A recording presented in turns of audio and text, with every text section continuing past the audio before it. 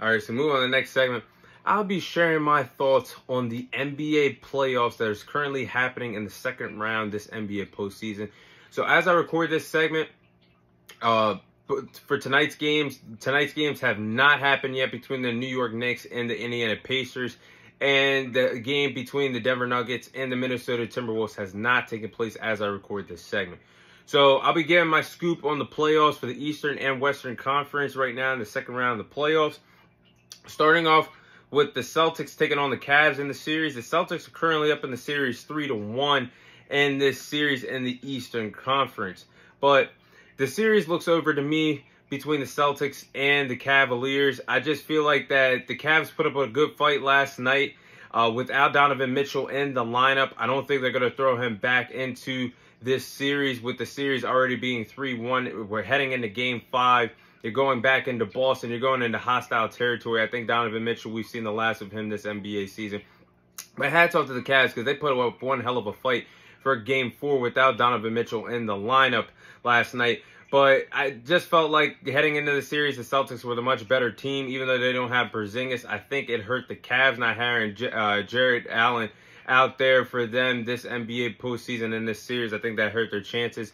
But I'm glad that Jason Tatum has finally woken up and smelled the coffee, because his last two games against the Cavaliers in the series, he's averaging 33 points per game. He looks more aggressive offensively, but I do believe if the Boston Celtics want to take the next step of where they want to be this NBA postseason, they gotta get Jason Tatum to hit those shots that he's used to hitting in the regular season. This postseason, I just felt like we haven't seen the same Jason Tatum that we saw in the regular season fully translate into the NBA postseason. I need to see that, and we might be seeing that because, like I just said, the last two games, he's averaged 33 points per game in this Cavaliers series.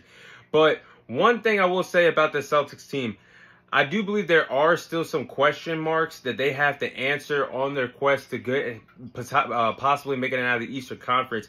Because can they hang with a good team that's just as good as them? They played a shorthanded Miami Heat team that did not have their best player, Jimmy Butler, out on the court with them in the first round. They're playing a shorthanded Cleveland Cavaliers team that there's a banged up Donovan Mitchell. They didn't have Jarrett Allen really in this series, so they really haven't been battle tested in the playoffs thus far. And do you really want to wait until maybe as early as the Eastern Conference, maybe the NBA Finals, to finally get tested like the teams out in the Western Conference are during the NBA playoffs? I don't think so. So there's a lot to be answered with the Celtics team. You could say they look good right now. Yes, they've only lost 2 playoff games, which is impressive in a way, but they have not been tested and played somebody just as good as themselves right now. So I think there is a lot of questions to be answered about this Boston Celtics team, but we'll be learning that as the playoffs go on. They're going to get past the Cleveland Cavaliers maybe as early as tomorrow night, heading into the Eastern Conference Finals. Now, let's talk about this here. The interesting thing of that Celtics and Cavaliers Game 4 game that took place last night in Cleveland was LeBron James making an appearance on the Cleveland Cavaliers, sitting courtside for his game with his wife. And I found it interesting that he was there in Cleveland last night.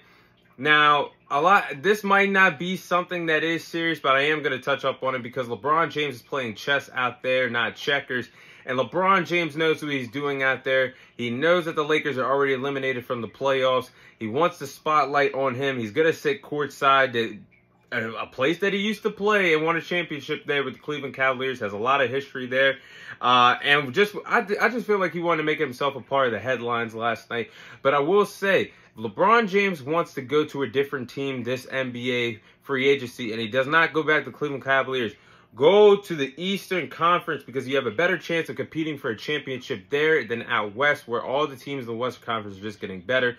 With the Lakers having that slim chance of getting better, the only way they could get better is trading for a star player this summer, because LeBron could go play with the Knicks, possibly, the 76ers possibly, a return to South Beach to play with the Miami Heat. Hey, LeBron James, I think he was just playing a game of chess out there. I don't think we should react to this too much, but those are my thoughts on LeBron sitting courtside.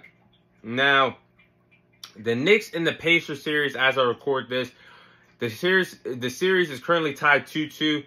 The Knicks are battling through injuries, and the number of minutes that Tom Thibodeau makes them play daily, running a rotation of 6 to 7 players, could catch up to this New York Knicks team eventually.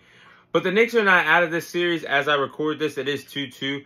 But I feel like last week, I said last week on the podcast that one of the X factors for the Pacers to win this series was relying on their depth.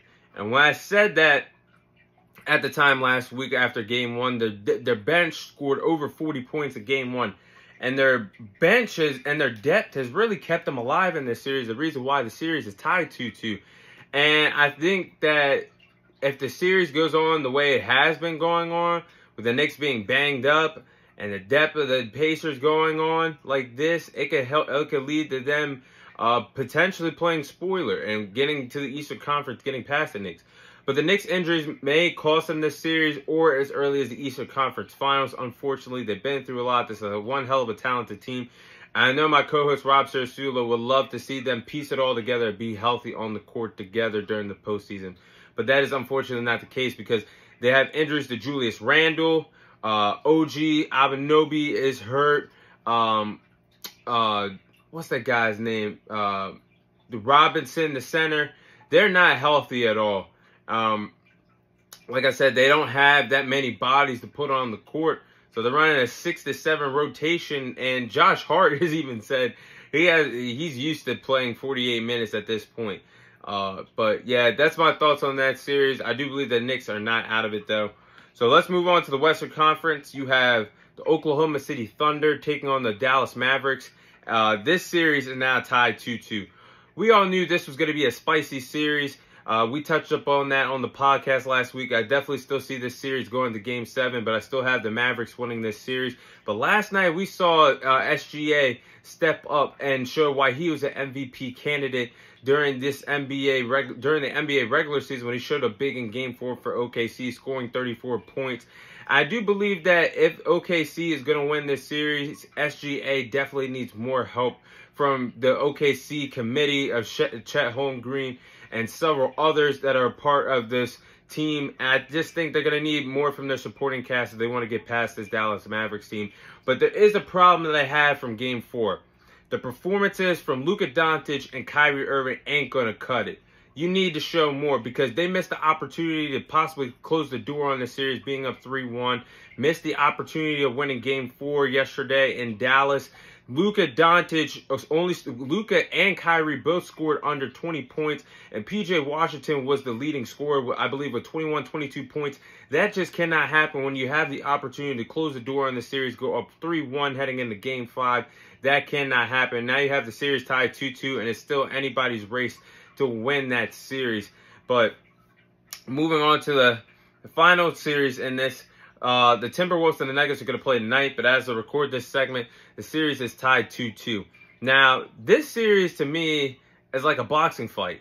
And I use this analogy because in a boxing fight, you have the underdog fighting the world champion. And the underdog, that being the Minnesota Timberwolves, made a statement in the early rounds showing that they can bully the champion, showing that the champion cannot throw their weight around because they've been here before. The underdogs are just as aggressive and as hungry as what the champion wants it to be. So I feel like that's what we saw in Game 1 and Game 2 for the Timberwolves. But then the champion in boxing makes a statement, gets back into the fight, and sends a message in the midway points of the fight and in the midway rounds of the fight. Now the series is tied 2-2, and we're going to be in for an interesting finish because both teams have won 2 road games in this series. And the duo of Nikola Jokic and Jamal Murray have been fully unleashed because the Timberwolves, when we were talking about it last week on the podcast, Game 2, the Timberwolves defense looked like they figured out the dynamic duo of Jokic and Murray, but they've been unleashed. And Rudy Gobert is getting bullied out there like he's not a 4-time defensive player of the year in his NBA career. I think if the Timberwolves want to win this series, Anthony Edwards needs to help the Timberwolves and needs to help Karl Anthony Towns. I need to see Naz Reid step up. He's the 6th man of the year this year in the NBA regular season. Rudy Gobert's got to be better on the defensive side of the ball if the Timberwolves want to have a shot of dethroning the reigning defending NBA champions in the Denver Nuggets. If not, the Nuggets could be on their way back to another Western Conference Finals in back-to-back years. But those are my thoughts on the NBA second round playoffs, this NBA postseason.